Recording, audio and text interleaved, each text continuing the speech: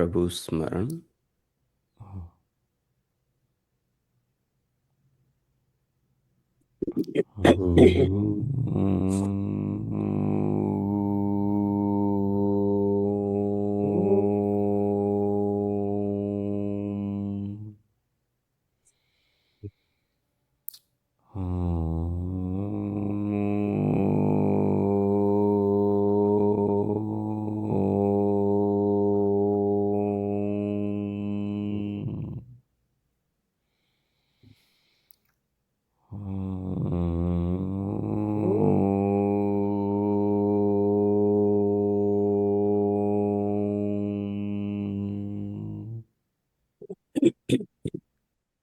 ओ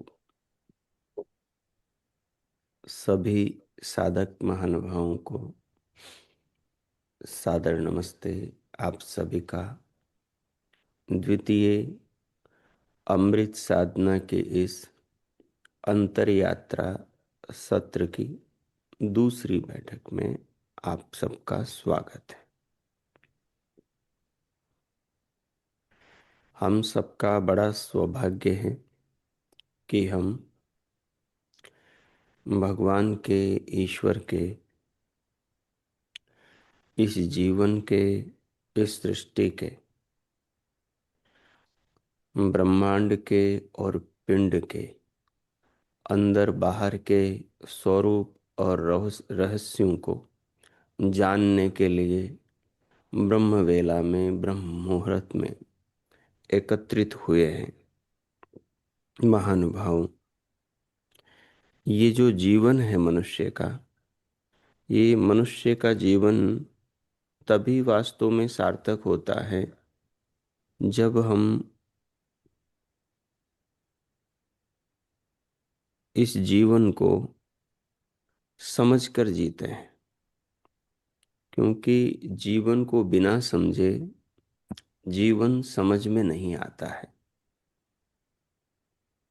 जीवन को समझने के लिए जीवन को जानना, जीवन को विचारना होता है, जीवन पर चिंतन मनन करना होता है। हमारे पूर्वज ऋषि मुनियों ने इस जीवन को बड़ी गहराई से समझा था। जीवन के हर छोटे से छोटे पहलू को और जीवन के हर बड़े से बड़े पहलू को बहुत गहराई से, बहुत अच्छे से विश्लेषण करके समझा था। और हमारे सामने भी उन्होंने उन सारे अनुभवों को रखा कि हम भी इस जीवन को उनके बताए मार्ग पर चलकर आसानी से समझ सकें। एक तो ये है कि शुरुआत हम नहीं करें, दूसरा ये है कि उन्होंने जो खोज कर दिया है उसको समझ करके हम अपनी शुरुआत करें। उनके पद चिन्हों पर चलना इसलिए हमारे लिए ज़्यादा अच्छा है क्योंकि उससे हमारा समय बचता है, शक्ति बचती है। और सबसे बड़ा संसार में, जीवन में जो मूल्यवान है वो समय है।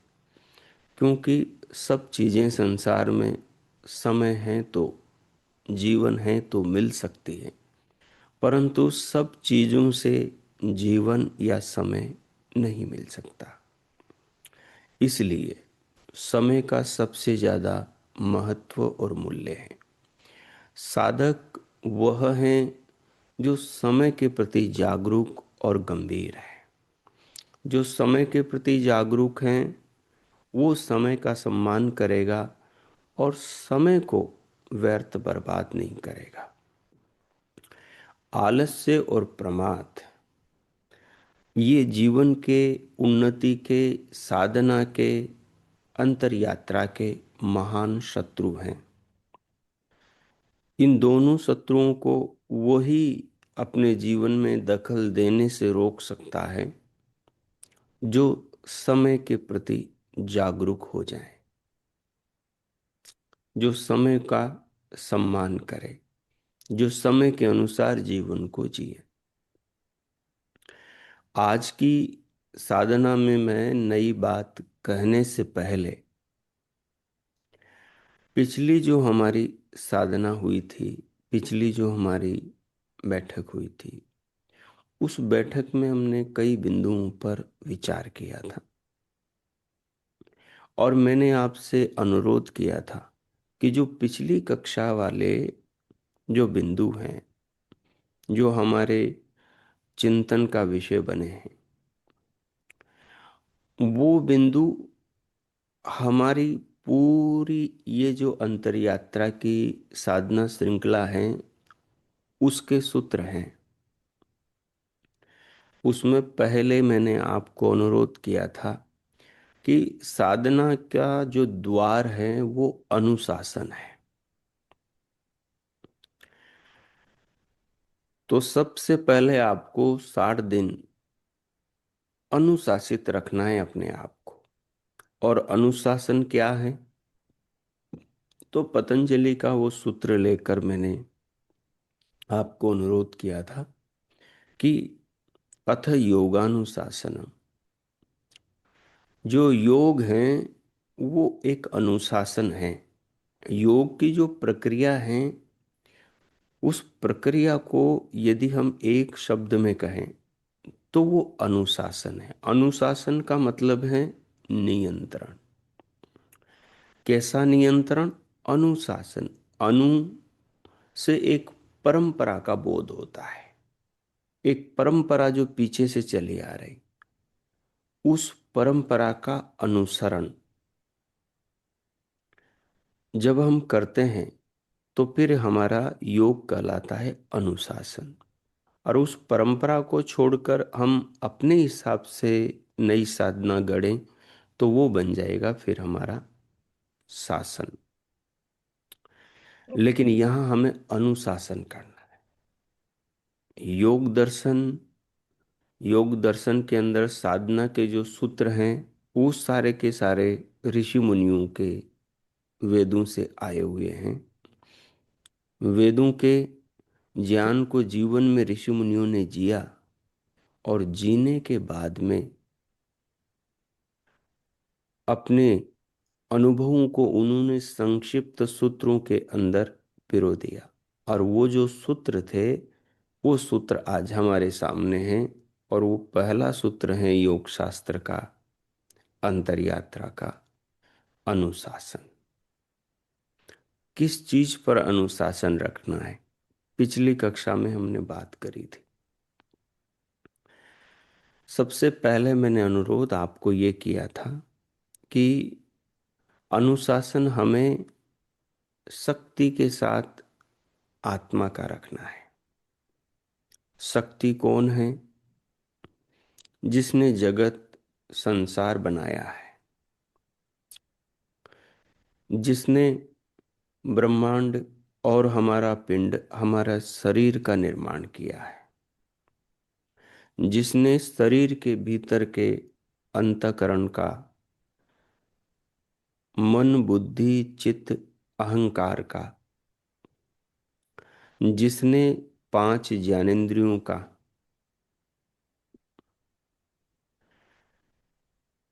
श- श्रवण का यानी श्रोत्र इंद्रिय का, और स्पर्श इंद्रिय त्वक का, त्वचा का, और चक्षु इंद्रिय नेत्र का, और रसना इंद्रिय जिह्वा का, और घ्राण इंद्रिय नासिका, इनके भीतर जो शक्तियां काम करती हैं उन ज्ञानेंद्रियों का निर्माण किया है। जिसने कर्म इंद्रियों का निर्माण किया है, जिन पर हम चलते हैं उन पांवों का, जिनसे हम काम करते हैं उन दोनों हाथों का, और जिससे शरीर के मलमूत्र का त्याग करते हैं उन दोनों इंद्रियों का, प्रजनन इंद्रिय और मल द्वार का यानी गुदा इंद्रिय का, और 5वीं कर्म इंद्रिय है वाक इंद्रिय, वाणी। मैं बोल रहा हूं, आप सुन रहे हैं। ये 5 कर्म इंद्रियों का। और निर्माण किया है 5 सूक्ष्म भूतों का, जिनको हम तन्मात्राएं कहते हैं। उन तन्मात्राओं का निर्माण किया। कौन सी है तन्मात्राएं? गंध तन्मात्रा, रस तन्मात्रा, रूप तन्मात्रा, स्पर्श तन्मात्रा और शब्द तन्मात्रा। और इन पांचों तन्मात्राओं से 5 स्थूल भूतों का निर्माण किया। गंध तन्मात्रा से किया पृथ्वी भूत का, रस तन्मात्रा से निर्माण किया जल भूत का, रूप तन्मात्रा से निर्माण किया अग्निभूत का, और स्पर्श तन्मात्रा से निर्माण किया वायु भूत का, और शब्द तन्मात्रा से निर्माण किया आकाश भूत का। इन पांचों भूतों के परमाणु का, स्थूल भूतों के परमाणु को आपस में मिलाकर उस शक्ति ने पृथ्वी को बनाया, जिसमें बाकी चारों भूत भी रहते हैं। पृथ्वी में जल भी रहता है, पृथ्वी में अग्नि भी रहती है, पृथ्वी में वायु भी रहता है, और पृथ्वी के अंदर आकाश भी रहता है। इनकी पहचान इनके गुणों से होती है। पृथ्वी का गुण गंध, सुगंध, दुर्गंध, ये सारे पृथ्वी के गुण हैं। और आकृति, मूर्तिमानता, भार, स्पर्श, ये सब पृथ्वी के गुण हैं। और इसके ऊपर जल का गुण है चिकनाई, स्निग्धता, रस, स्वाद, टेस्ट। ये जो षड रस हैं, खट्टा, मीठा, तीखा, चरपरा, कड़वा, कसेला, ये सब जल के ही गुण हैं। उन्हीं से ही जल पकड़ में आता है कि जल भूत कहाँ कहाँ छुपा हुआ है। तो पृथ्वी का कोई भी कण उठाकर देखो, उसमें षड रस, उसमें एक रस, उसमें दो रस, उसमें 3 रस मिल जाएंगे आपको। आंवले के अंदर आपको कई रस मिल जाएंगे। तो इस प्रकार से पृथ्वी के अंदर जलभूत भी हैं। और आगे बढ़ेंगे हम तो पृथ्वी में अग्निभूत भी हैं। पृथ्वी के अंदर अग्नि तत्व है। जब सर्दियों में आप हैंडपंप चलाते हैं, कुएं से पानी निकालते हैं तो गर्म निकलता है जमीन से, ट्यूबवेल चलाते हैं तो। जब पृथ्वी के अंदर आप गड्ढा खोदेंगे तो सर्दियों में अंदर आपको हीट गर्मी मिलेगी। जितने भी बीज अंकुरित होते हैं वो पृथ्वी के अंदर की ताप के कारण होते हैं। तो पृथ्वी के अंदर अग्नि भी है, पृथ्वी के अंदर वायु भी है। बिना वायु के कोई बीज, कोई प्राणी पृथ्वी के अंदर जीवित नहीं रह सकता, कोई रासायनिक बदलाव नहीं हो सकता। तो पृथ्वी के अंदर ही वायुभूत भी है, और पृथ्वी के अंदर ही आकाश भी है। क्योंकि बिना स्पेस के कोई भी क्रिया कहीं पर भी संभव नहीं है। एक तत्व दूसरे तत्व से मिल नहीं सकता, कोई रासायनिक परिवर्तन हो नहीं सकता। तो ये पृथ्वी, सूर्य, चंद्रमा, तारे, सितारे, आकाश, सागर, सरिताएं, पहाड़, पर्वत, नदियाँ, पशु पक्षी, कृमि कीट, पतंग, मनुष्य, पेड़ पौधे, ये सब जिसने बनाया है उस निर्माता का नाम शक्ति है। उसको, जिसने सब कुछ को बनाया, और वो शक्ति कैसी है? सर्वशक्तिमान शक्ति है। उसके पास में इन सब को बनाने का ज्ञान है। बिना ज्ञान के कोई कैसे बना सकता है? नहीं बना सकता।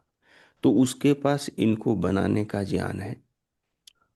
इतने बड़े बड़े इन घटकों को, ब्रह्मांड, लोकांतरों को जिसने बनाया है, और सबके अंदर व्यवस्थाएं हैं, और ये अरबों खरबों वर्षों से निरंतर व्यवस्थित कार्य करते चले आ रहे हैं। कहीं टकराते नहीं, कहीं नष्ट नहीं होते, कहीं इनकी व्यवस्था में कभी कोई बिगाड़ नहीं होता, सब व्यवस्थित रूप से चल रहे हैं। इससे पता लगता है कि वो शक्ति जिसने हमारा शरीर बनाया और ये संसार बनाया कितनी महान है, कितनी अद्भुत है और कितनी दिव्य है कि वो ऋषियों ने गिनती करी कि ये दुनिया 1 अरब 96 करोड़ 8 लाख 53 हजार 125 वर्षों से चली आ रही है। ये सूर्य तब से चला आ रहा है, ये चंद्रमा तब से चला आ रहा है। बीच बीच में युग बदलते रहे हैं, चतुर्युगियां बदलती रही हैं, लेकिन भगवान का बनाया ये जगत उनकी व्यवस्था में निरंतर चला आ रहा है। ये उस शक्ति की ही शक्ति है कि ये जगत चल रहा है और ये जगत चल रहा है। जगत्याम जगत, संसार में जो भी है ये भी इसी जगत का भाग है, ये भी इसी संसार का पार्ट है। तो ये शरीर भी देखो चल रहा है। साधना का मतलब है महसूस करना, साधना का मतलब है उन चीजों को फील करना, साधना का मतलब है शांत मन से आसपास के जगत को महसूस करना। जितना आप आसपास के जगत को महसूस करोगे, फील करोगे, उनको विवेक के ज्ञान चक्षु से, थर्ड आई से, चिंतन के द्वारा समझोगे, उतना ही आपकी साधना, आपकी अंतर यात्रा आपको प्रगति की ओर लेकर जाएगी। जितना जितना जगत को जानोगे उतना ही उतना आपके चित्त में जो अनावश्यक तूफान है विचारों का, दुनिया का, वो शांत होता चला जाएगा। ये जो भाग दौड़ है व्यर्थ की, वो शांत होती चली जाएगी। ये हमारी भारतीय जो ज्ञान परंपरा है, जिस ज्ञान परंपरा के अंदर बचपन से ही बच्चों को माता पिता ऋषि ऋषिकाएं बनाया करते थे। बचपन में ही वो बच्चे इस अध्यात्म तत्व की खोज के लिए लालायित हो जाया करते थे। बचपन में ही वो बच्चे गुरुकुलों में जाकर ऋषि मुनियों के चरणों में बैठ कर के सीधे अपने आत्म तत्व को, स्वयं को तलाशना आरंभ कर देते थे, ब्रह्मांड के रहस्यों को समझना आरंभ कर देते थे। और युवा अवस्था आते आते तो सारे संसार को ज्ञान के द्वारा, ज्ञान के चक्षु से सारे संसार को समझ चुके होते थे, सारे संसार को ज्ञान के नेत्र से देख चुके होते थे। अणु परमाणु से लेकर स्थूल ब्रह्मांड, स्थूल जगत तक के पदार्थों का विश्लेषण कर चुके होते थे। अगर नहीं किया होता तो भगवान कणाद मुनि अपने वैशेषिक शास्त्र के अंदर पांचभौतिक जगत के स्थूल और सूक्ष्म पदार्थों का, स्थूल और सूक्ष्म परमाणु का इतना अद्भुत नजारा, इतना अद्भुत उनका स्वरूप, कैसे उनसे क्या क्या बना, उन सब चीजों को बता नहीं पाते। अगर बचपन से ही हमारे पूर्वज भारतीय संस्कृति के ज्ञान प्रवाह के संवाहक ऋषि लोग इस साधना में नहीं लगे होते तो उन्होंने पातंजल योग शास्त्र, पतंजलि ने नहीं बनाया होता, कपिल ने सांख्य शास्त्र नहीं बनाया होता। आज हमारे पूरा जीवन लगाने के बाद में वो समझ में बड़ी मुश्किल से आता है, क्योंकि हम बहिर्मुखी बहुत ज्यादा हैं। हमें बचपन से अंतर्मुखी होकर संसार को मनन करने का तरीका बताया नहीं गया। इस कारण से हम जब भी विचार करने बैठते हैं तो बाहर की चीजों का करते हैं, रिश्तों का, संबंधों का, लेन देन का, धन वैभव का, कहाँ कितना चला गया, नुकसान हो गया, कहाँ क्या बनाना है। तो हमारा टोटली जो चिंतन का क्षेत्र है वो भौतिक जगत, भौतिक जीवन, भौतिक पदार्थ, खाने पीने की चीज़ें, मान सम्मान की चीज़ें, स्टेटस की चीज़ें, इन्हीं में उलझा हुआ जीवन है। इसलिए हमें जगत के रहस्यों का बोध हो नहीं पाता।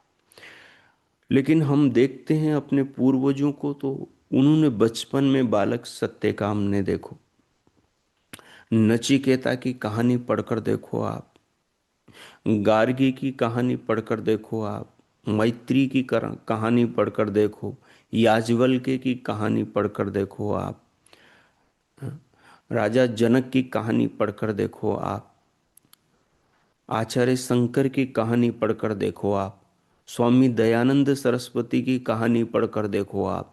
इनकी जीवनों को जब पढ़ोगे आप, गुरु विरजानंद दंडी की अद्भुत कहानी पढ़कर देखो आप, जब आप इनके जीवन में जाएंगे तो पाएंगे कि ये बचपन से ही जगत का विश्लेषण कर रहे थे। ये बचपन से ही उस शक्ति को खोज रहे थे जिसको ब्रह्म कहते हैं, जिसको ईश्वर कहते हैं, जिसको परम परमात्मा कहते हैं, जो सृष्टि के कण कण में रमा हुआ, सर्वत्र बैठा हुआ हम सबको देख रहा है। जो विश्व शक्ति को देखता है वो गंभीर हो जाता है, वो गंभीर हो जाता है। उसके जीवन में फूहड़ता नहीं होती, चंचलता नहीं होती। उसके जीवन में, उसके कृत्यों में, उसके प्रत्येक कार्य में विवेक होता है। वो विवेक के दृष्टिकोण से समदर्शी होकर वो पदार्थों के पार सत्य को देखता है। मैंने कल आपको कहा था कि आपको एक तो उस शक्ति का चिंतन करना है, दिन में 5 बार चिंतन करना है, 2-3 मिनट बैठना है आपको और शक्ति को अनुभव करना है। मैं प्राय आपसे कहता रहता हूँ साधना शिविरों में कि आपको जीवन में जो चाहिए वो अपने दिमाग को दे दो। इस माइंड को जो भी दोगे, ये माइंड आपको वही लौटा देगा। अगर आप ऋषि बनना चाहते हो तो इस माइंड को ऋषि बनने का फार्मूला दे दो कि कोई ऋषि कैसे बनता है। अगर इस माइंड से आपको दुनिया को चलाने वाले विश्व शक्ति को जानना है तो इस माइंड को उस विश्व शक्ति का ज्ञान दे दो। वो विश्व शक्ति संसार में क्या कर रही है, उस विश्व शक्ति ने अपने बारे में क्या बताया है, बस इस दिमाग को वो दे दो। ये दिमाग आपको वो लौटा देगा। जीवन में जो पाना है, जो बनना है, जिधर जाना है, जितना ऊंचा उठना है, उतना ऊंचा ज्ञान दिमाग को दो। वो मार्ग दिमाग को दे दो, वो फार्मूला, वो आधार, वो थ्योरी दिमाग को दो। दिमाग आपको प्रैक्टिकल के मार्ग पर ले जाएगा। तो सबसे पहली जो चीज है, भगवान वेद व्यास जी ने वेदांत दर्शन लिखा। तो वेदांत दर्शन लिखा तो सबसे पहला चिंतन क्या कहा? अथा तो ब्रह्म जिज्ञासा। बोले जब भी मैं इस संसार को देखता हूं, संसार में जन्म लेते हुए प्राणियों को देखता हूं, जीवित रहते हुए जिंदा लोगों को, जानवरों को, पशुओं को, पक्षियों को देखता हूं। संसार के अंदर जब भी मैं सागरों को, लहराते हुए समुद्रों को, दौड़ती कल कल छल छल करती हुई नदियों को, और आकाश को छूते हुए, गगन को चूमते हुए इन ताड़ देवदारों और अन्य बड़े बड़े वृक्षों को और इन पहाड़ पर्वतों की चोटियों को देखता हूं, तो सहज मेरे भीतर एक ख्याल आता है कि इस महान अद्भुत चित्र विचित्र न समझने में आने जैसे संसार को बनाने वाला कौन होगा? कौन होगा इस महान संसार को बनाने वाला महान? तो इस महानता को ब्रह्म शब्द से कहा जाता है संस्कृत में। बोले इस ब्रह्मांड को किसने बनाया है? वो ब्रह्म कौन है? वो महान कौन है इस महानता को पैदा करने वाला? मैं महान हूं, आप महान हैं इस शरीर को पाकर। ये शरीर अत्यंत दुर्लभ है। ये संसार अत्यंत दुर्लभ है। आप ये सोच कर देखो कि आप गर्भ में थे और आज ही आपकी आंख खुली है और फिर इस दुनिया को आपने देखा है पहली बार, तो क्या सोचोगे? एक एक चीज।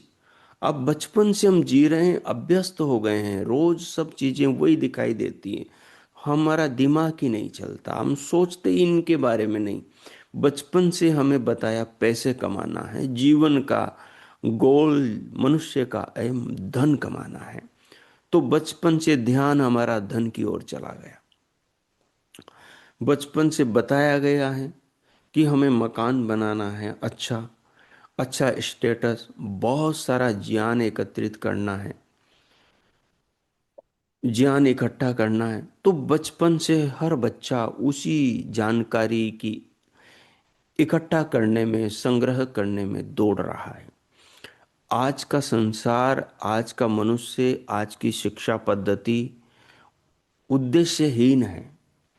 यूं कह सकते हैं आप, आज के सारी शिक्षाओं का जो उद्देश्य है वो मनुष्य को भोगी बनाना, कामी बनाना, क्रोधी बनाना, लोभी बनाना, लालची बनाना, द्वेषी बनाना, मूर्ख बनाना, अपना खुद का नुकसान करने वाला, अपना पतन करने वाला बनाना है।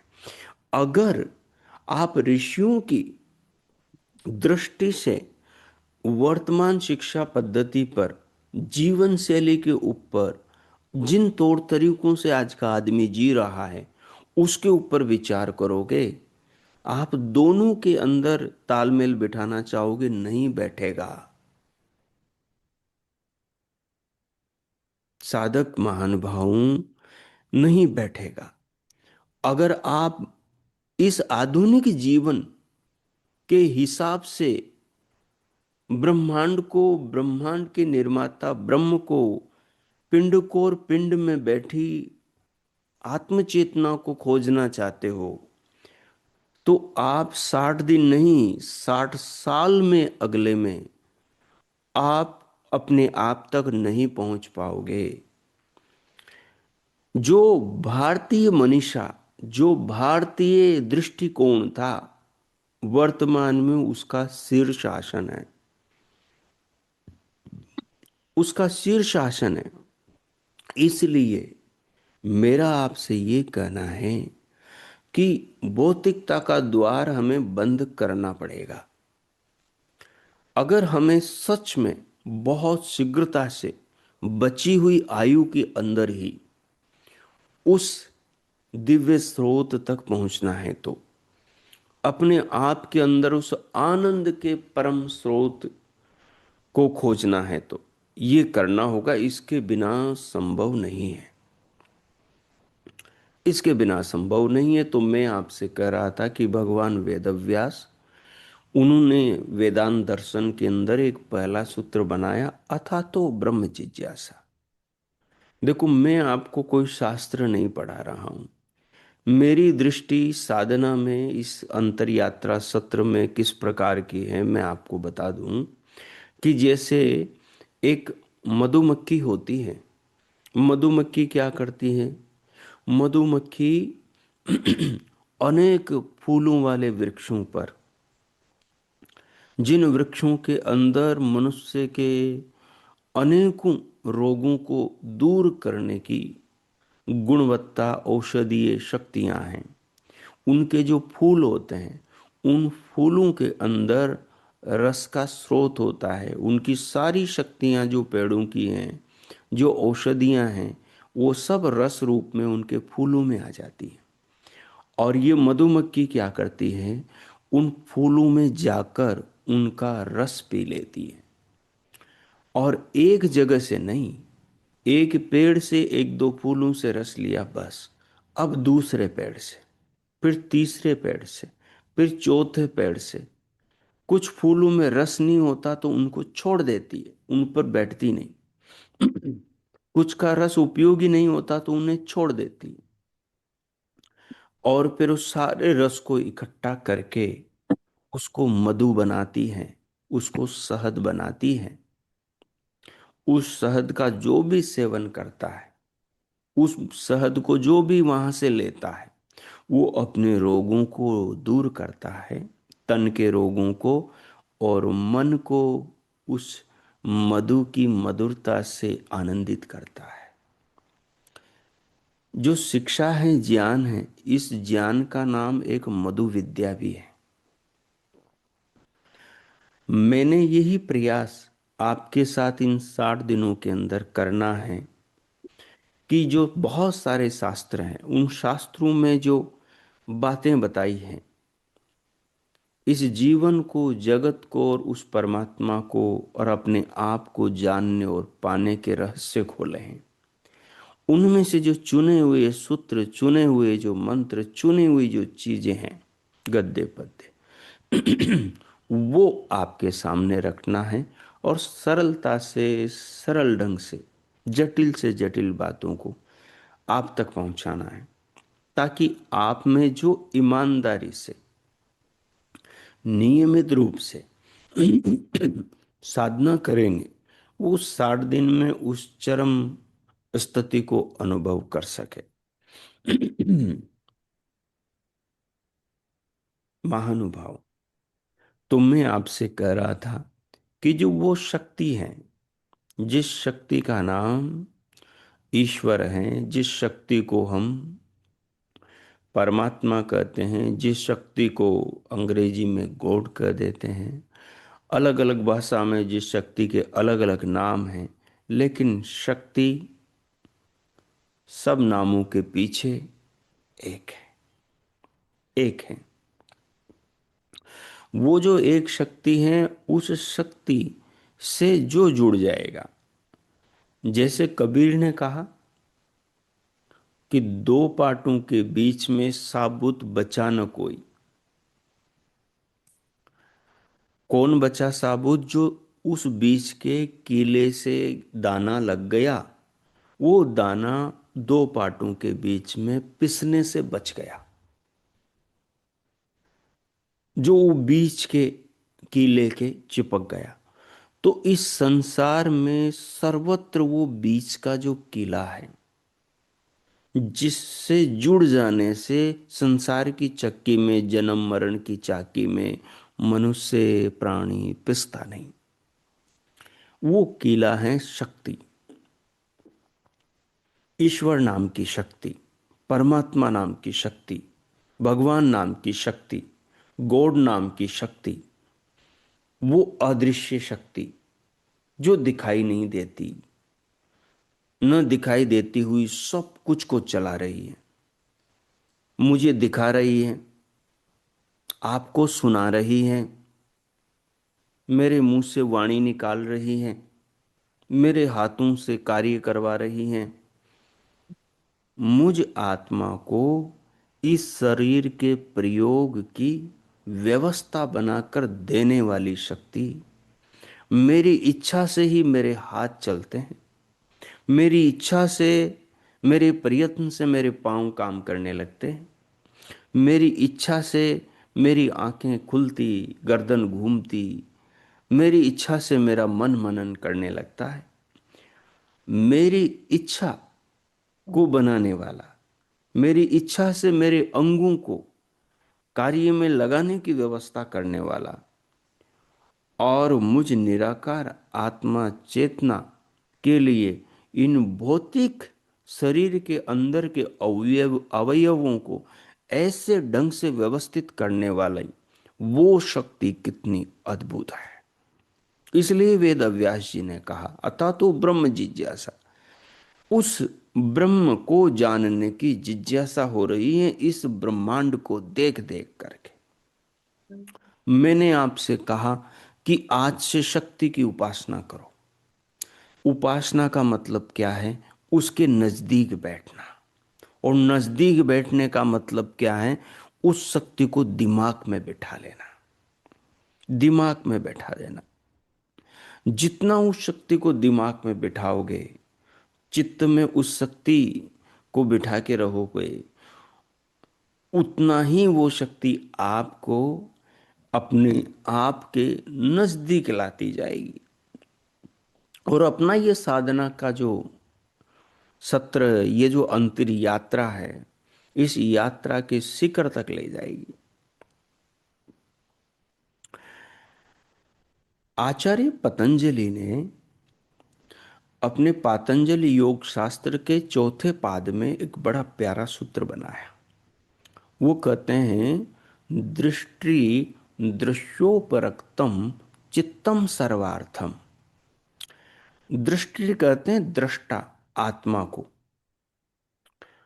और दृश्योपरक्तम, और दृश्य से उपरक्त चित्तम सर्वार्थम, यानी कि जो आत्मा के पास में जो चित्त है, आत्मा बीच में है, उसके चारों ओर चित्त की लहर है, चित्त के परमाणु का पुंज है, उसके बीच में आत्मा है।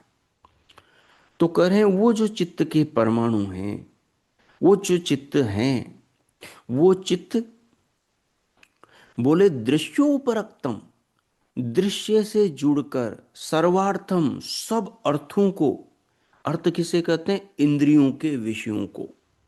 आंखों से जो दिखाई दे रहा है ये चक्षु इंद्रिय का अर्थ है। कानों से जो शब्द सुनाई दे रहे हैं ये श्रवण इंद्रिय का अर्थ है। नाक से जो गंध सूंघने में आती है, सुगंध दुर्गंध, ये घ्राण इंद्रिय का अर्थ है। रसना से जितने खाने पीने की चीजों के जो रस स्वाद मिलते हैं, खट्टा मीठा चरपरा कड़वा कशेला आदि, वो सब रसना इंद्रिय का अर्थ है। त्वचा से जो कोमल कठोर मृदु जो स्पर्श होते हैं वो सब रसना इंद्रिय के अर्थ है। पाँव से जो गति करते हैं ये पाद इंद्रिय का अर्थ है। हाथों से जो कर्म करते हैं ये सब कार्य हस्त इंद्रिय का अर्थ है। प्रजनन इंद्रिय से जो संतानें पैदा करते हैं, प्रजनन करते हैं, ये प्रजनन इंद्रिय का अर्थ है। और मल इंद्रिय से जो मल का विसर्जन करते हैं ये उसका अर्थ है। वाक इंद्रिय से जो हम बोलते हैं ये उसका अर्थ, उसका प्रयोजन है, प्रयोजन है। तो ये इंद्रियां जो अपने अपने अर्थों में दौड़ रही है, अपने अपने विषयों में दौड़ रही है, अपने अपने कार्यों में लगी हुई है, ये क्या है? अर्थ है। इन्हीं सारी इंद्रियों के कर्मों को सर्वार्थ कहा।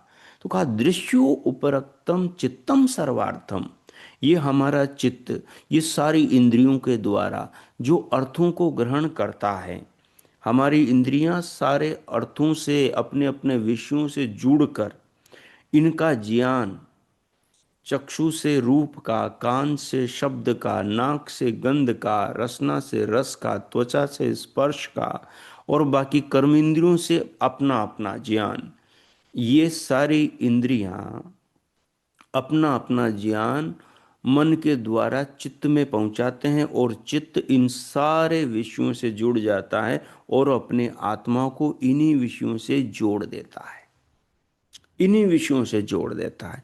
अब अपना जो दिन भर का जीवन है वो इसी ढांचे पर खड़ा हुआ है। असली जीवन बाहर नहीं, भीतर है। समझने की यही बात है साधक के लिए कि असली जीवन बाहर नहीं, असली जीवन खोपड़ी के अंदर है। अंदर की व्यवस्था से बाहर का जीवन संचालित हो रहा है। तो अपने को, बाहर को समझने के लिए अपने भीतर भी जाना है।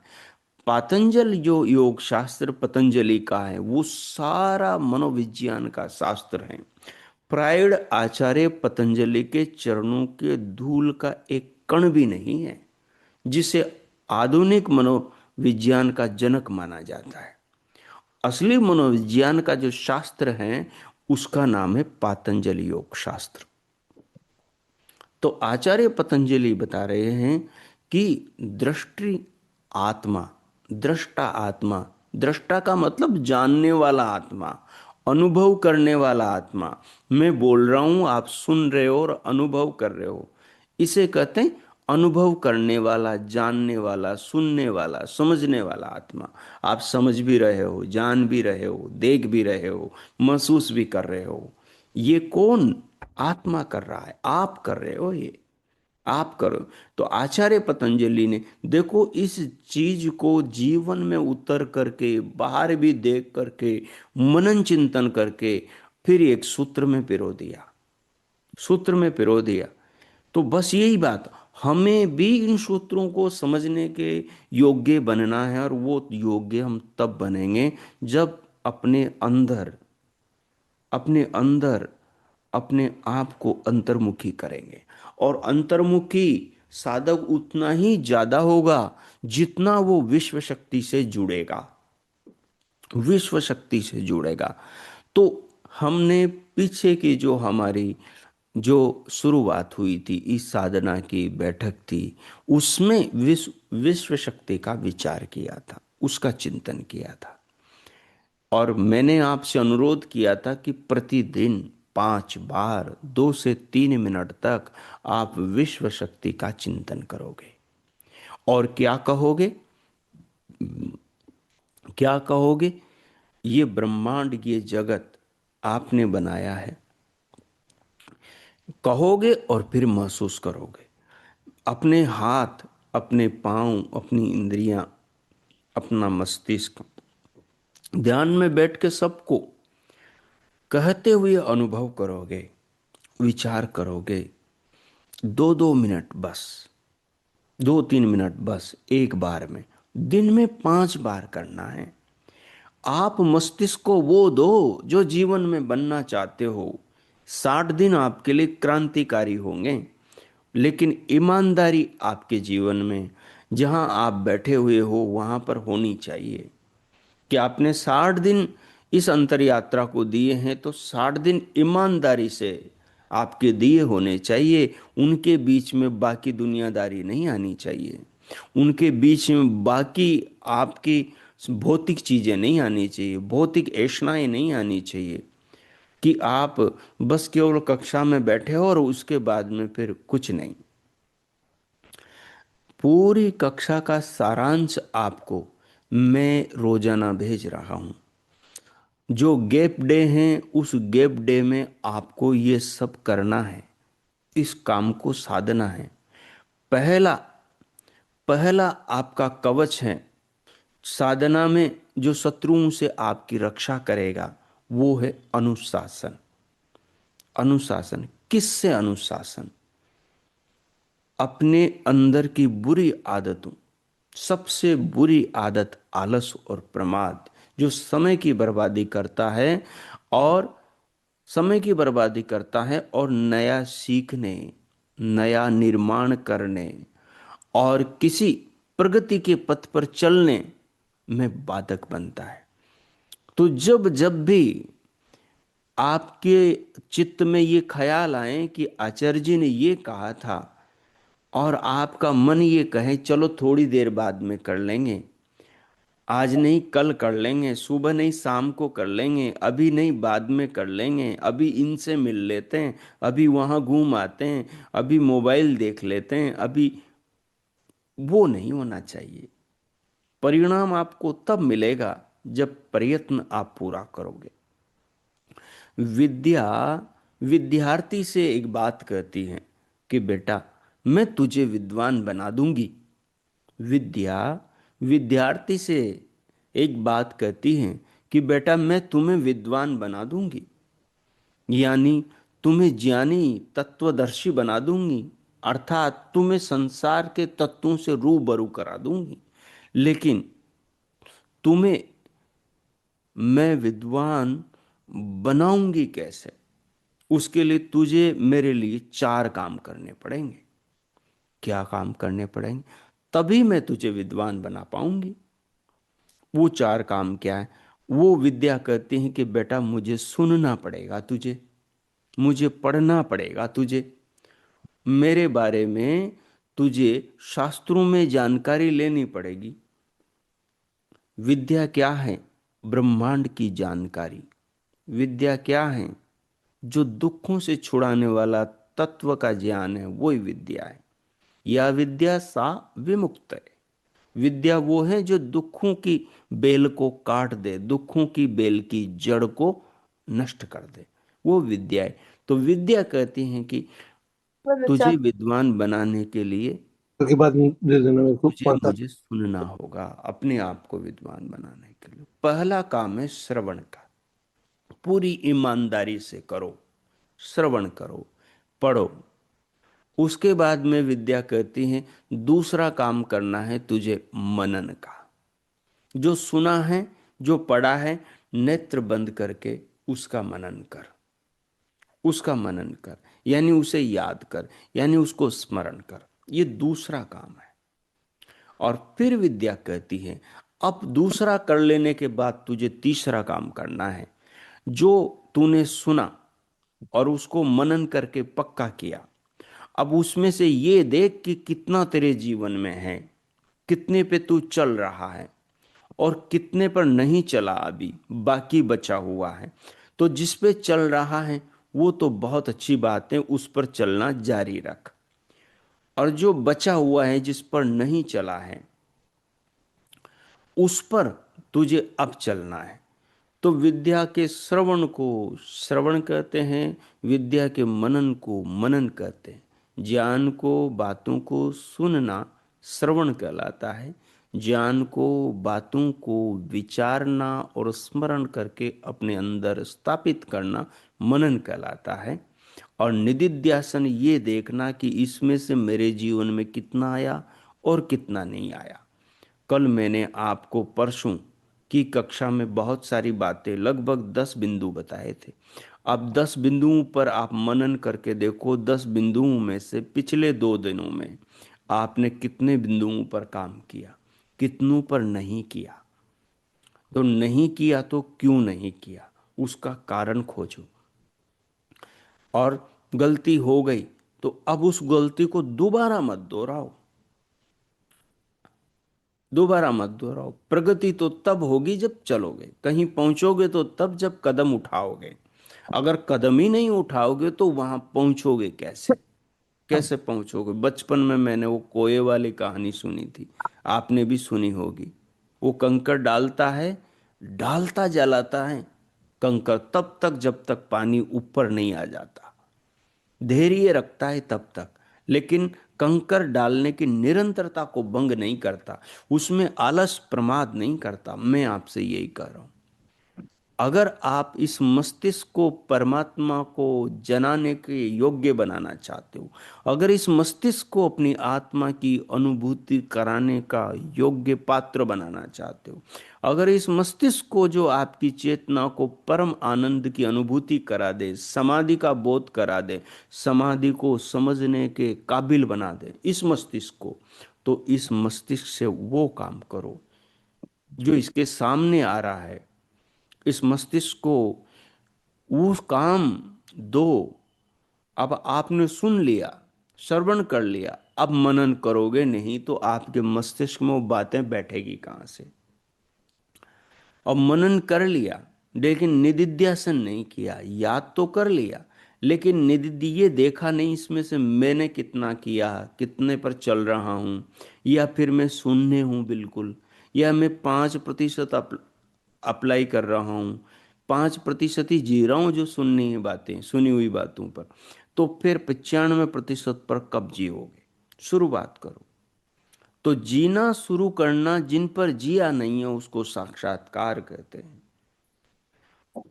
ये विश्लेषण करना कि इतना जीवन में है, इतना शेष है, इसको निदिध्यासन ध्यान कहते हैं।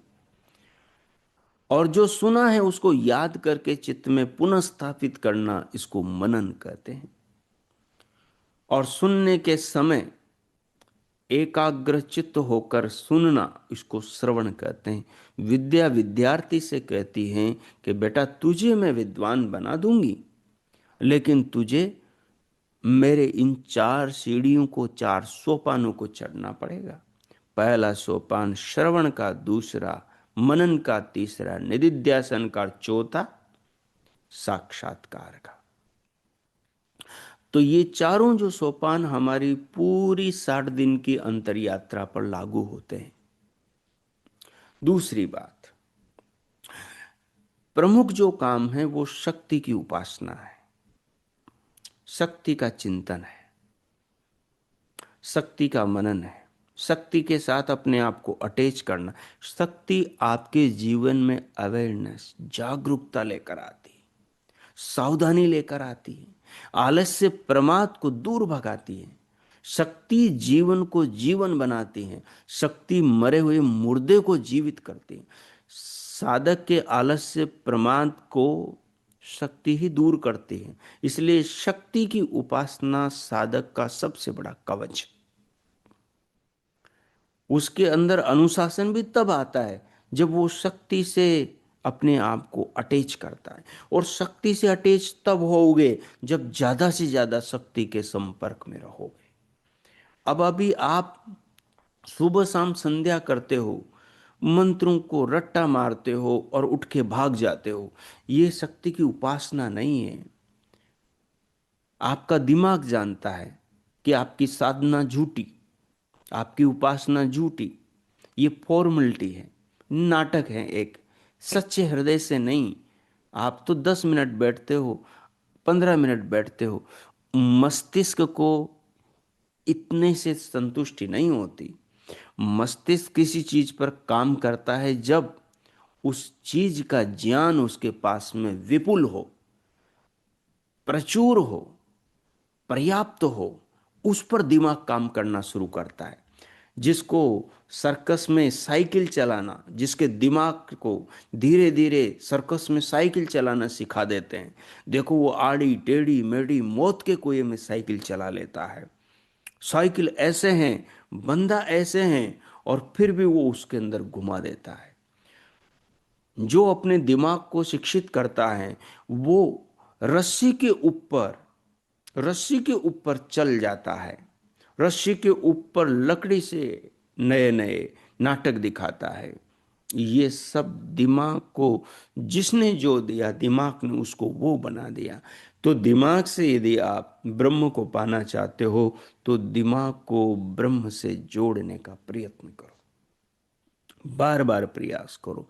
तो पिछली बैठक में मैंने आपसे एक विशेष बात ये कही थी कि आपको शक्ति की उपासना करनी है और निरंतर दिन में 5 बार, सुबह उठते समय, दूसरी बार नाश्ता करने से पहले, तीसरी बार भोजन करने से पहले दोपहर का, चौथी बार रात का भोजन करने से पहले, और 5वीं बार रात में सोने से पहले आपको उस शक्ति का 2 मिनट ध्यानस्थ होकर चिंतन करना है।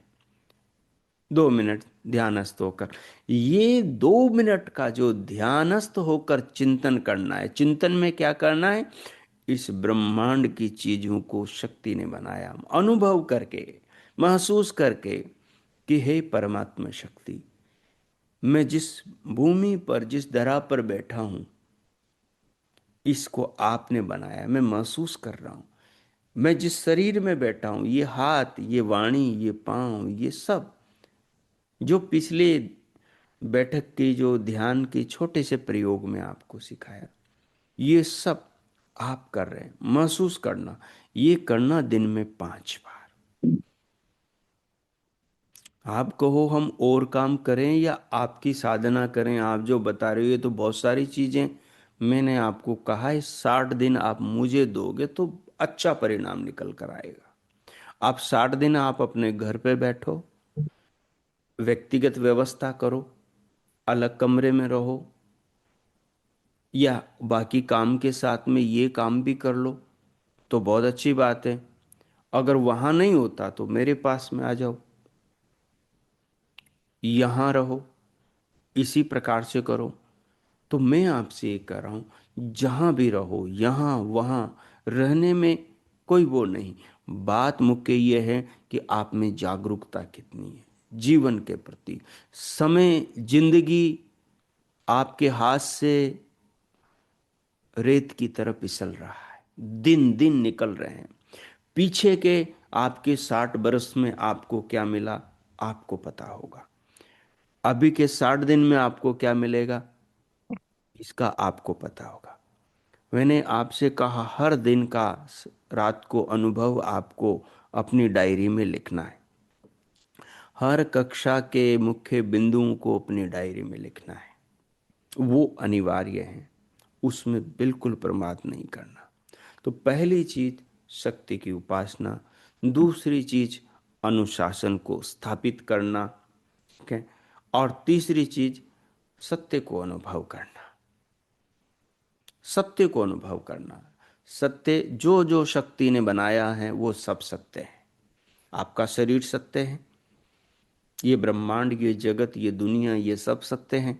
पानी पीते हो, अनुभव करते हो, सत्य है। मैं बोल रहा हूं, आप सुन रहे हो, सत्य है। बोल रहा हूं, आप सुन रहे हो, सत्य है। आप अपरिवर्तनशील हैं, आप चेतन हैं, आप जान रहे हो, ये सत्य है। आपके भीतर से अनुभूति होगी, मेरे कहने से नहीं, मत मानो। आपके भीतर से ये अनुभूति होगी। आपको इस अनुभूति को अनुभव करना है, बिल्कुल स्पष्ट अनुभूति होगी आपको। आचार्य पतंजलि ने एक बहुत प्यारा सूत्र बनाया। सूत्र क्या बनाया? वो कहते हैं कि सदा ज्ञात ज्ञातश्चित्त वृत्तयस्तत्प्रभो पुरुषस्य अपरिणामित्वात्। बोले सदा ज्ञातश्चित्त वृत्तयस्तत्प्रभो, चित्त की वृत्तियों को हमेशा जानता हुआ रहने के कारण से, ये पुरुष से, पुरुष कई अपरिणामिता, उसका अपरिणामीपन, यानी उसका चेतन होना, यानी उसका अपरिवर्तनशील होना, यानी उसका शाश्वत होना, यानी उसका परिवर्तन से रहित होना सिद्ध होता है। आप हमेशा कुछ न कुछ जानते रहते हो। इंद्रियां, नेत्र खुले हैं तो जान रहे हो, कान में आवाजें आ रही तो जान रहे हो, कुछ सूंघ रहे हो तो जान रहे हो, कुछ खा रहे हो तो जान रहे हो, कुछ छू रहे हो तो जान रहे हो, कुछ भी काम कर रहे हो तो जान रहे हो, सो रहे हो तो निद्रा को जान रहे हो, जाग रहे हो तो जागृति को जान रहे हो, कुछ काम कर रहे हो तो कुछ काम को जान रहे हो। जान रहे हो आप। जानने वाला कौन है? चेतन, आत्मा। ये सत्य है। इस सत्य को अनुभव करना, सत्य की अनुभूति, जैसे ब्रह्म की अनुभूति करोगे, जैसे शक्ति की अनुभूति करोगे, शक्ति के कार्य सब सत्य है, तो शक्ति के साथ साथ में सत्य की भी अनुभूति करना है। जितनी ये सत्य के प्रति अवेयरनेस, जागरूकता आप में बढ़ेगी, उतना ही आपका मस्तिष्क एक नए ढंग से काम करने लगेगा। आपकी कल्पना में भी नहीं होगा जो आज के 15 दिन बाद में आपकी फीलिंग होगी, जो आपका मस्तिष्क आपको भीतर चमत्कार दिखाएगा। लेकिन कब? जब आप निरंतरता बनाए रहोगे उस कौवे की तरह। जिसने पानी पीना था तो उसने 100, 150, 200 कंकर लगातार डाले, तब तक डालता रहा जब तक पानी उसके मटके के पात्र के ऊपर नहीं आ गया, तब तक धैर्य रखा। आपका पात्र आपका मस्तिष्क है, और इस मस्तिष्क के अंदर ज्ञान बहुत ब्रह्मांड का है। लेकिन ये सोया हुआ ज्ञान तभी जागता है जब इसको कोई जनाता है। ये मस्तिष्क आपका हनुमान की तरह है। रामायण के हनुमान जी को देखा आपने? उनको कोई याद दिलाता है तो उनको याद आता है अपनी शक्ति के बारे में, और कोई याद न दिलाए तो उनके पास में शक्तियां सुप्त पड़ी हुई है। जामवंती जी ने सबको कहा, भाई उठो, माता सीता का पता लगा कर आओ। हैं? अंगद ने कहा, मुझे पता है मेरी शक्ति इतनी है। और ने कहा मेरी इतनी है। और ने कहा मैं जा तो सकता हूं, आ नहीं सकता। लेकिन जब उन्होंने अंजनी पुत्र हनुमान जी को ये बात कही कि तुम्हारे पास तो अतुल बल है और तुम्हारे पास अद्भुत बुद्धि है, और तुमने तो वेदों के प्रकांड विद्वान हो, बहुत ज्ञान प्राप्त किया है, बोलने में बड़े चतुर हो, बातों ही बातों में सामने वाले को अपना बना लेते हो, बहुत विवेकी हो, बहुत ज्ञानी, बहुत बड़े विद्वान हो, तुम अपनी शक्तियों को याद करो। तुम लंका कितनी बार जाके आ सकते हो? जब हनुमान को उसकी शक्तियों का बोध कराया जामवंती जी ने, तो हनुमान को याद आ गया, और उसके बाद में फिर समुद्र को पार करके माता सीता का पता भी लगाया और लंका के अंदर भय की आग भी लगा कर आया। मैं कह रहा हूं आपके मस्तिष्क में अपार शक्ति है। बस इसको बताने की जरूरत है कि इसको करना क्या है। अब गाइडेंस नहीं दोगे, ये बेचारा कुछ नहीं करेगा, पड़ा रहेगा। ठीक है। जैसे आपका मोबाइल है ना, इसको कुछ नहीं कहोगे ये कुछ नहीं करेगा। है क्या? आपके गूगल है ना, कुछ नहीं कहो कुछ नहीं क्या करेगा। बनाया? आपके एआई टूल है ना, कुछ नहीं कहोगे कुछ नहीं करेंगे। लेकिन उनको एक बात कह दो आप, उसके बाद में वो ताता लगा देंगे। आप जो मांगोगे निकाल कर दे देंगे। आपका मस्तिष्क जो चाहोगे वो देगा। लेकिन मस्तिष्क को वो चीज दो तो सही आप, कमांड तो दो, उसको बताओ तो सही उसे काम क्या करना है। और आप क्या बताते हो? पैसे कमाना है। आप क्या बताते हो? इस आदमी से द्वेष करना है। आप क्या बताते हो? इससे राग करना है। आप क्या बताते हो? ये चीज अच्छी लग रही है, इसके प्रति आकर्षित होना है। आपका मस्तिष्क वही करता है। तो मस्तिष्क से सत्य की उपासना करनी है, समय आपका हो गया। सत्य की उपासना करनी है, शक्ति की उपासना करनी है, अनुशासित रहना है, और नियमित रूप से अपनी साधना के अनुभवों को लिखना है। लिखना है। बुराइयों से, अवगुणों से, दोषों से अपने आप को बचाना है। एक उदाहरण मैंने कल दिया था। कछुए को याद रखो। कछुए को, कछुआ देखा आपने? कछुए को याद रखो। कछुआ मुसीबत आते ही क्या करता है? अपने अंगों को सपेट लेता है। उस पर कोई हमला करता है, कोई अटैक करता है, कोई उसे मारना चाहता है, तो अपने अंगों को समेट लेता है और अपने कवर के भीतर, अपने कवच के भीतर चला जाता है। आप भी अपने कवच के भीतर चले जाया करो। हमारा कवच क्या है? अनुशासन। हमारा क्या कवच क्या है? हमारा लक्ष्य। हमारा कवच क्या है? ईश्वर, वो शक्ति, सत्य, आत्मोन्नति। ये हमारा कवच है। कवच है, हमारा कवर है। हमें अपने भीतर चले जाना है। जब भी ऐसी मुसीबत आए, बुरी चीज आंखों के सामने आ जाए, मत देखो। नजर हटा लो। दो लोग बुरी बातें कर रहे हैं, मत सुनो। वहां से दृष्टि हटा लो, वहां से उठकर चले जाओ।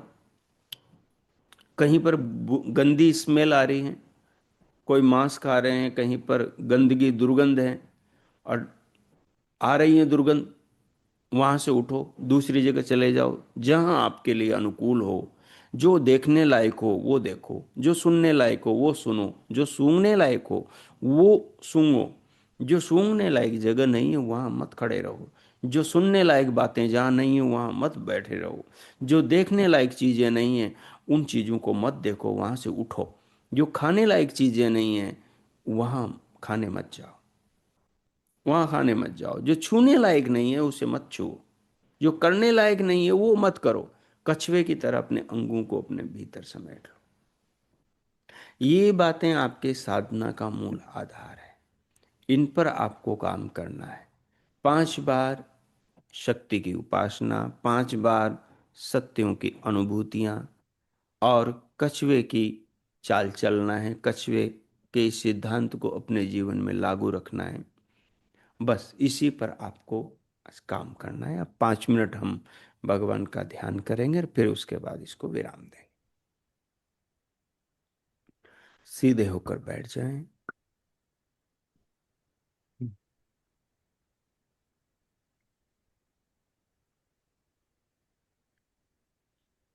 कमर को, पीठ को और गर्दन को सीधा करें।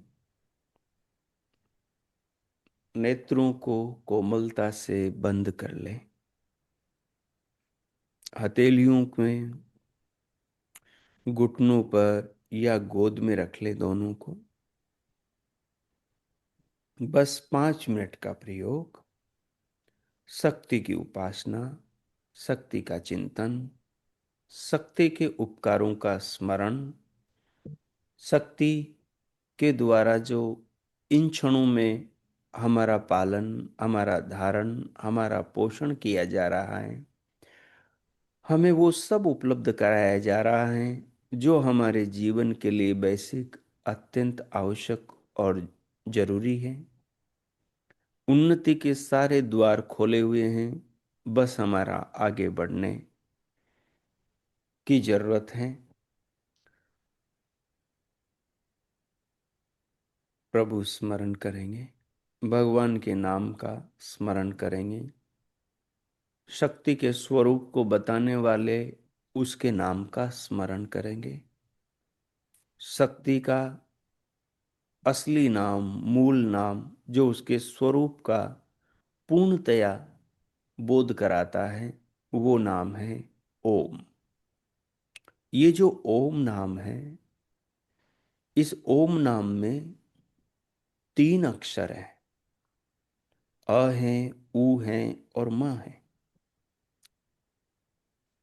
ये जो ओम नाम है, ये ओम नाम अखिल ब्रह्मांड को, विश्व को, जिसके अंदर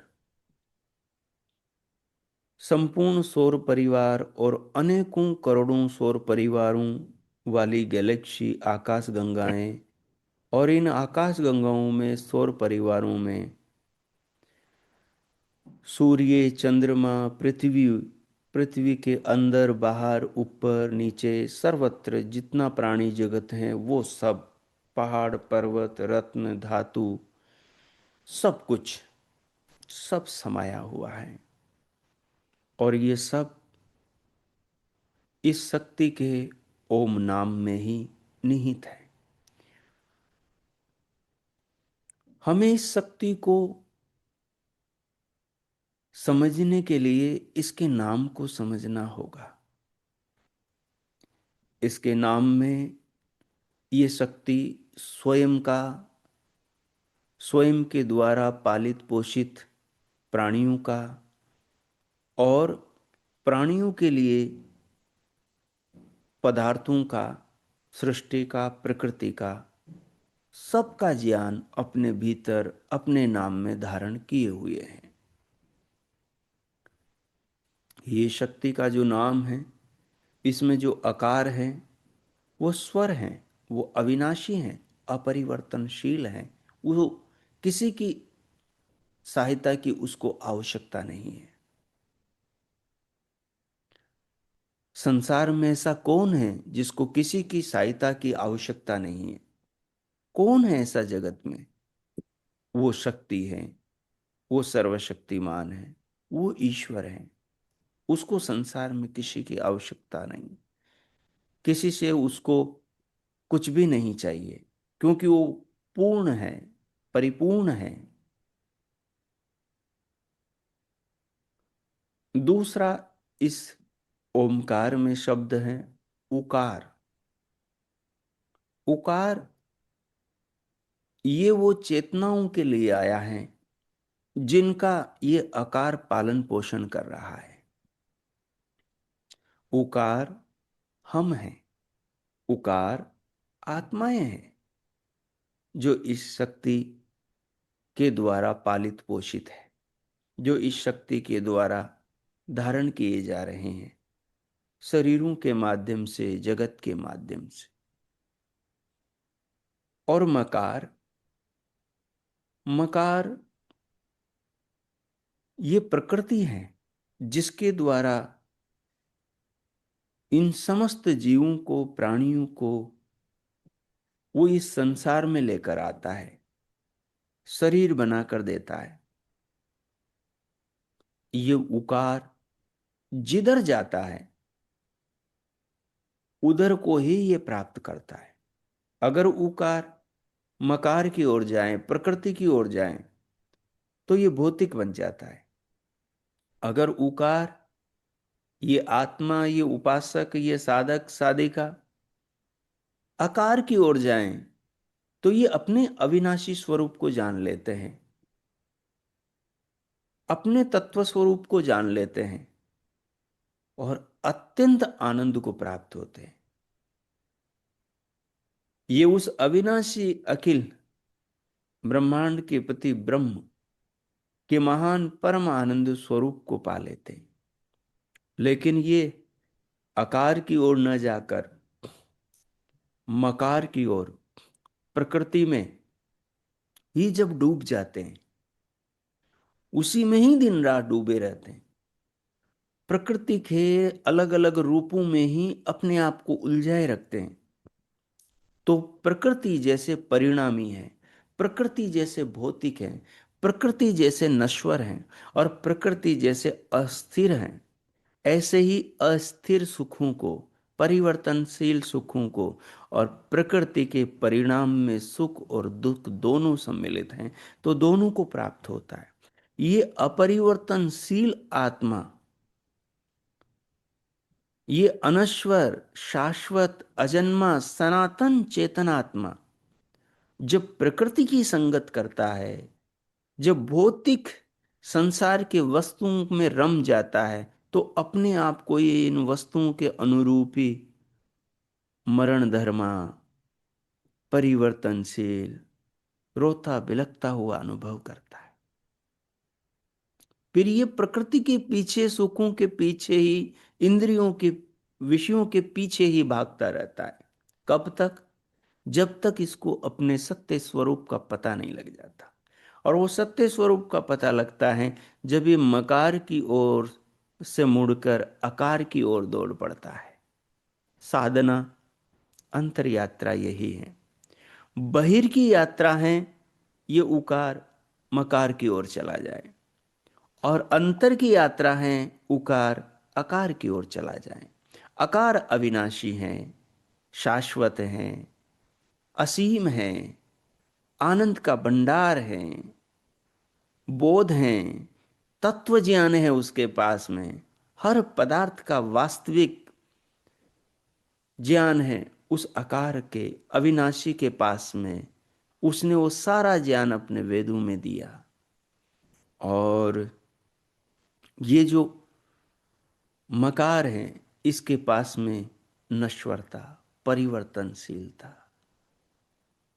इसके पास में दुख है हर कदम पर, क्योंकि ये मनुष्य की चेतना को शरीर से जोड़ता है, इंद्रियों से जोड़ता है, विषयों से जोड़ता है, दिनों दिन के दुख दर्द से, जन्म मरण से, विषयों से, विकारों से, तमाम प्रकार के अवगुणों से जोड़ता है। शक्ति की उपासना में ओमकार का चिंतन सर्व प्रमुख है। यह ओमकार का चिंतन, समग्र ये ओमकार एक नए अर्थ को देता है। जब इसके अलग अलग शब्दों का चिंतन करेंगे तो इस रीति से करेंगे जो अभी सुना। जब समग्र ओमकार का अर्थ पूछेंगे तो एक ही है कि ओम उस शक्ति का नाम है, और वो शक्ति का काम क्या है? सर्वरक्षा। जड़ की भी चेतन की, लेकिन जड़ की रक्षा चेतन के लिए, जगत की रक्षा जगत में जीवन धारण करने वाले प्राणियों के लिए, आत्माओं के लिए, मनुष्यों के लिए, शरीर की रक्षा उसमें बैठी आत्मा के लिए। शक्ति का उद्देश्य सर्वरक्षा है। इसे अनुभव करें हम, ये सत्य है। उकार मकार की ओर जाएगा, जन्म मरण के चक्कर से निकल नहीं पाएगा।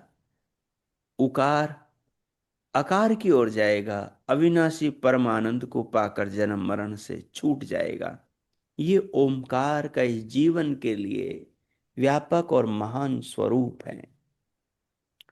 इसको जानना है और इस तत्व को पाना है। अभी जो मैंने बोला है, अगले 2 मिनट इसी को आत्मसात करो, इसका मनन करो। अभी सुना है विद्या विद्यार्थी को विद्वान कैसे बनाती है? सुनने के बाद मनन करने से, मनन के बाद में उसको आत्मसात, कितना मेरे जीवन में है, नहीं है तो उसको जीना, जीने का संकल्प करना, निधिध्यासन, और जीना स्टार्ट, प्रारंभ कर देना, साक्षात्कार। तो इसी विद्या के चारों सोपानों का प्रयोग आपको करना है। श्रवण का हो गया, अब मनन करें। मैं मौन होता हूं 2 मिनट। कीजिए।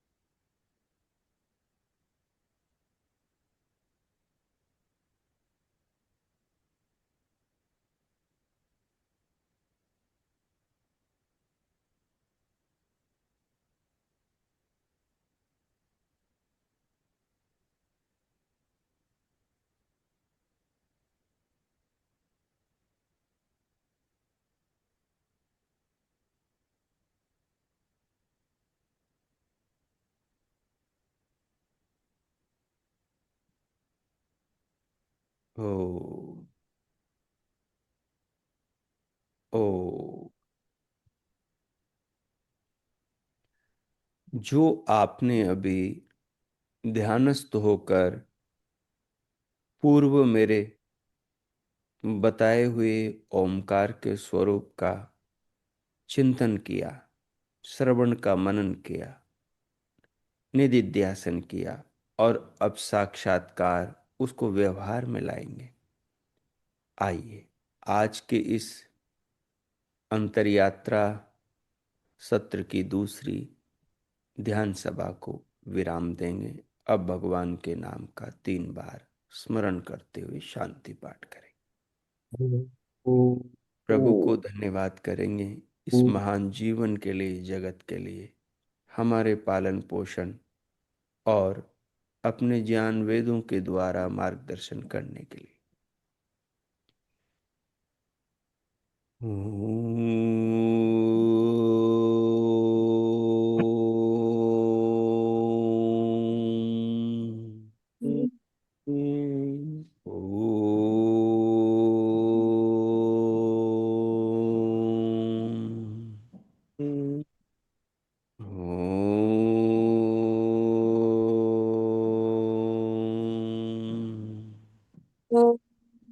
शांति, शांति, शांति। ओ,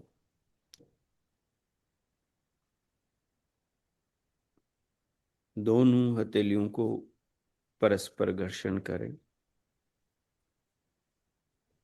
उषण हथेलियों से पूरे मुखमंडल का स्पर्श करें।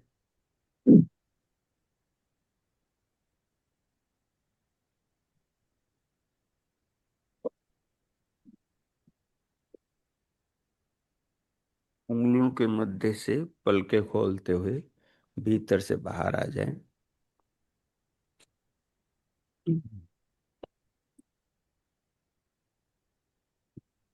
अब आप में से जिनको भी कुछ पूछना हो वो पूछ सकते हैं, उनका स्वागत है। मैं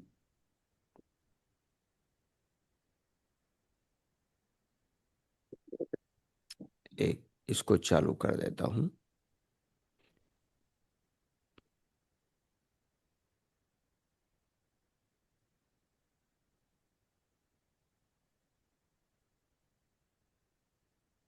हम्म, एक मिनट, मुझे आपकी आवाज यहाँ से आएगी।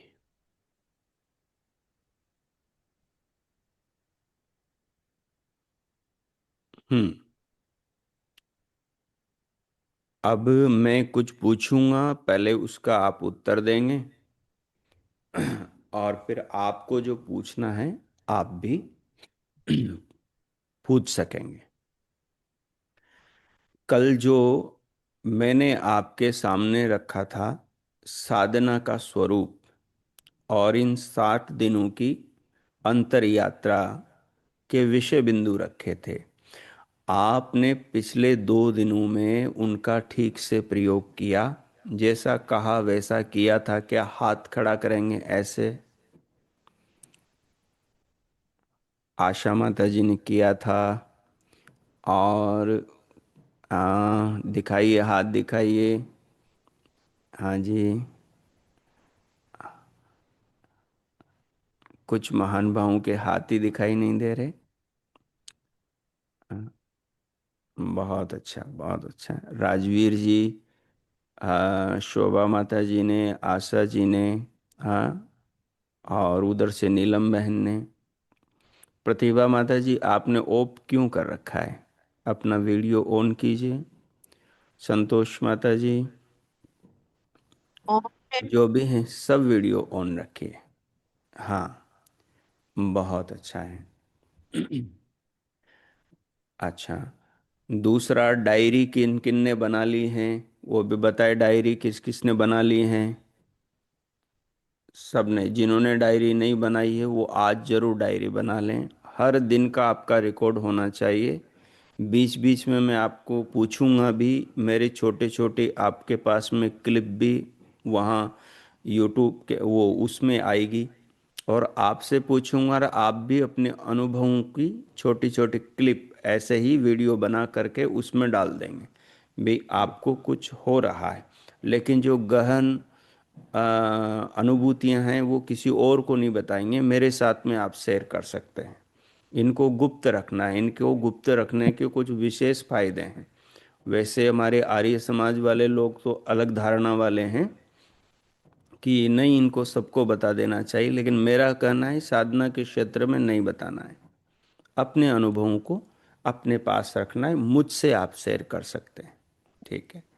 तो डायरी आपको कंपलसरी बनानी है। दिन में 5 बार शक्ति की उपासना, 2 से 3 मिनट प्रतिदिन नियमित रूप से करनी। इसमें नागा नहीं करनी है। पिछले 2 दिनों में किन किन ने किया? हाथ खड़ा कीजिए, बताइए। बहुत अच्छा। इसी तरह आप जागरूक बने रहेंगे तो बहुत अच्छी सफलता मिलेगी। हाँ। अच्छा, इसके बाद में एक बात मैंने आपसे और कही थी कि अपने आप को, क्योंकि हम समाज में जिन परिवेश वातावरण में रह रहे हैं वहाँ पर सभी प्रकार के लोग हैं।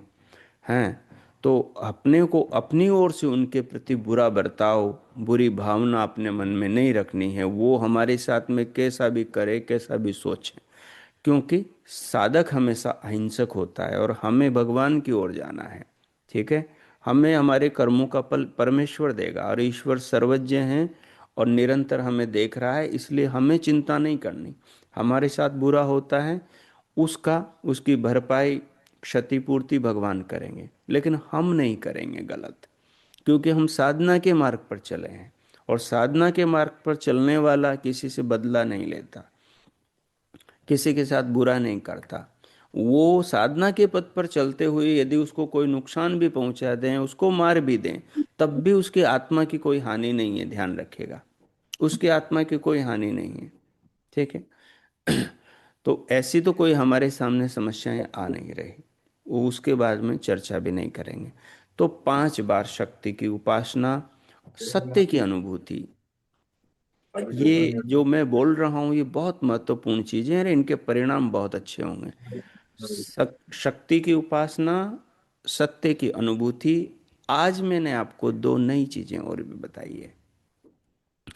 ओमकार का स्वरूप।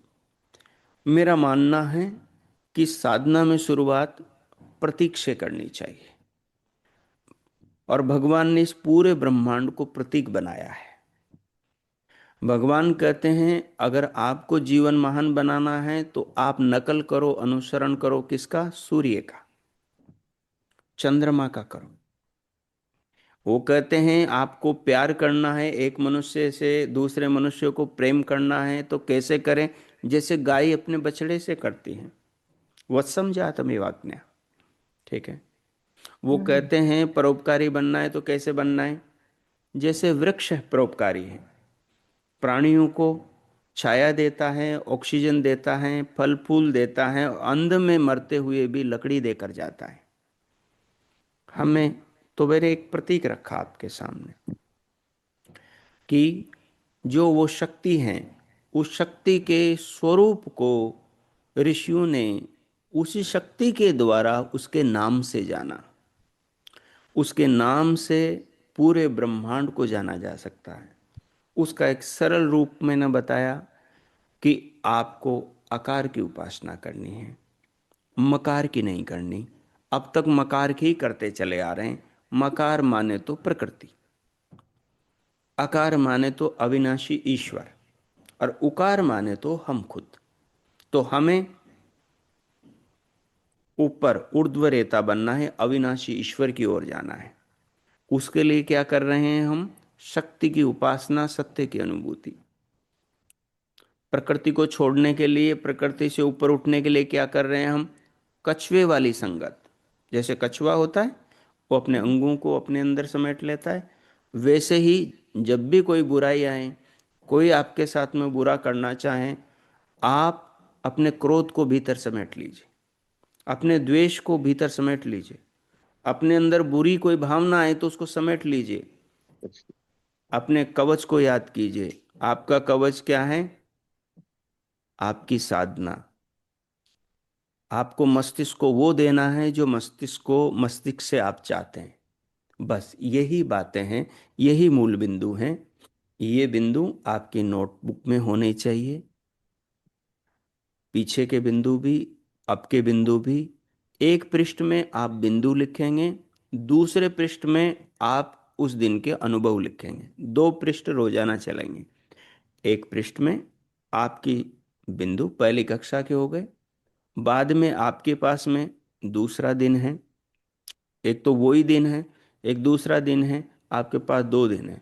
2 दिन उन पर काम करना है। एक पृष्ठ में बिंदु रहेंगे, दूसरे पृष्ठ में अनुभूतियां रहेगी। आपने क्या किया, कैसे किया, क्या नहीं किया, अच्छा बुरा सब कुछ रहेगा संक्षेप में बिंदु रूप में। उसके बाद में फिर आप दूसरे पृष्ठ में जाएंगे, यानी कि तीसरे पृष्ठ में। तो अब आज की कक्षा के लिए आपको नया पृष्ठ बना लेना है। ठीक है। तो इस प्रकार से ये साधना चलेगी, और 5 बार वाला प्रयोग निरंतर चलेगा, कछुए वाला प्रयोग निरंतर चलेगा। अपने घर में कहीं भी ओमकार लिख लेना है तो उसके माध्यम से आप करें, नहीं तो अपनी डायरी में, मैंने कल कहा था, बीच में और बीच में ऊ 3 वाला, हिंदी के 3 वाला, और बाद में हलंत म। ठीक है। आगे 2 डंडे, पीछे 2 डंडे, नीचे 3 डंडे। ये डंडों वाला क्या रहस्य है, उसकी चर्चा हम अ, परसों वाले बैठक में करेंगे। अभी जो आपके सामने 2 दिन की सामग्री आई, अब इस पर काम करना है। ठीक है।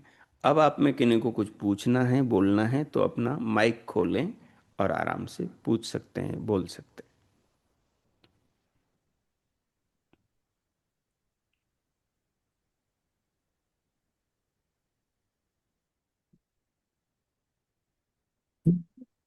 आचार्य जी, ये योग दर्शन के कुछ आपने सूत्रों को अपने वार्ता में कोट किया था। आप थोड़ा सा हैं। अगर उनको भी ग्रुप में डाल दें तो। वो सूत्र वो सूत्र ग्रुप में डाल देंगे। ये जी। सूत्र नंबर कौन सा है आचार्य जी? हम्म। कौन सा सूत्र है ये? नंबर कौन सा है 4 में? आ, 4 का जो सूत्र है ना, वो 23वां सूत्र है। जी, दृष्टि दृश्योपरक्तम चित्तम सर्वार्थम। 23वां है जी। हम्म। पाद और 4। दूसरा दूसरा सूत्र बोला था मैंने, 18वां। सदा ज्ञाताश्चित्त वृत्तयस्तत्प्रभो पुरुषस्य अपरिणामित्वात्, अपरिणामित्वात्। ये भी चार का ही है जी। ये भी चार का ही है। 18 और 23 जी। हाँ, 18 और 23 दोनों सूत्र। जी। और पिछली कक्षा में एक सूत्र बोला था, वो योग दर्शन के समाधिपात का पहला सूत्र था। अथ योगानुशासन, अथ योगानुशासन, हाँ, योगानुशासनम, अथ योगानुशासनम। जी।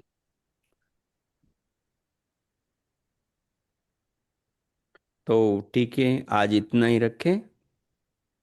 जी। आप साधना के दौर में किन्हीं को कुछ बात करनी हो, कुछ पूछना हो, तो 11 बजे के बाद में मुझे आप फोन कर सकते हैं, दोपहर में लगभग आप 2 बजे तक मुझे कर सकते हैं।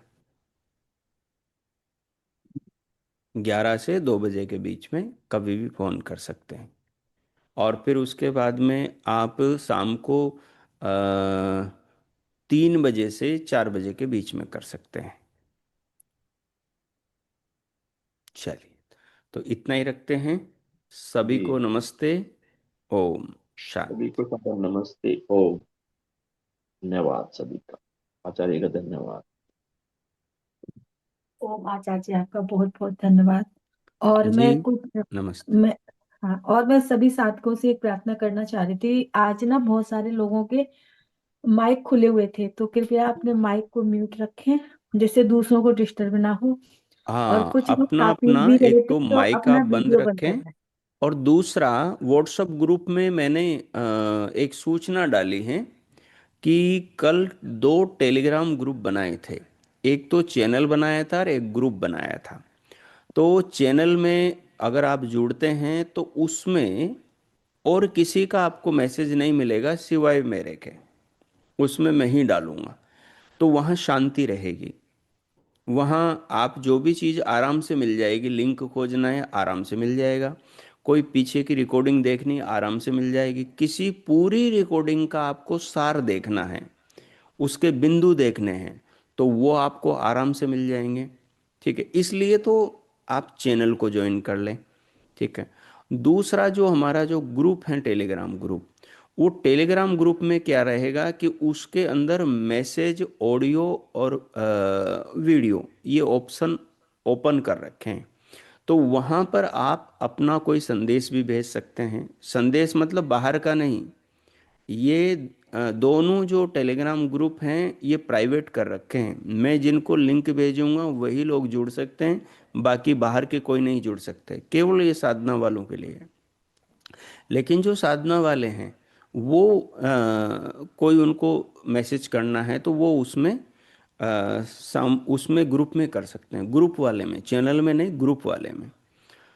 और वहाँ मैं डालूंगा, उस पर भी कोई टिप्पणी करनी है तो वहाँ आप कर सकते हैं, क्योंकि आप व्हाट्सएप में भी नहीं कर सकते और चैनल में भी नहीं कर सकते, लेकिन आप यहाँ पर कर सकते हैं टेलीग्राम ग्रुप में।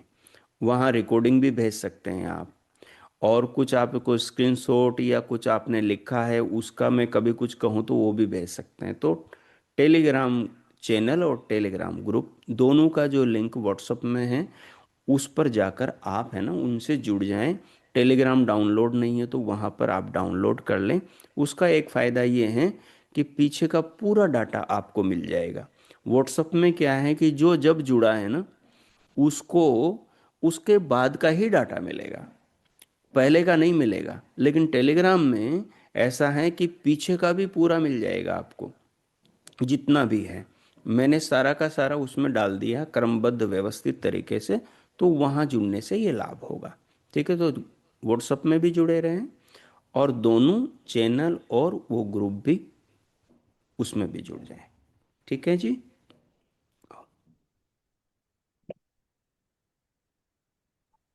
ओम। सभी को नमस्ते। चलिए, ओम नमस्ते। नमस्ते इसको आचार्य जी, सभी आप के और भी नए लोगों को भेज सकते हैं, उनको बता सकते हैं साधना के बारे में। हाँ, जो जिनकी बहुत रुचि हो उन लोगों को उत्साहित कर सकते हैं। ठीक है। हाँ जी माता जी कुछ कह रहे थे प्रतिभानंद जी? आचार्य जी, सादर नमस्ते आचार्य जी, बहुत बहुत जी धन्यवाद, बहुत अच्छा प्रणाम। लगा। मेरी 2 कक्षाएं मिस हुई, मैं टेलीग्राम से उनको वापस वहां से पढ़ूंगी। मिल जाएंगे आपको। जी जी आचार्य जी। जी। अच्छा जी, प्रणाम सभी को, नमस्ते जी। ओ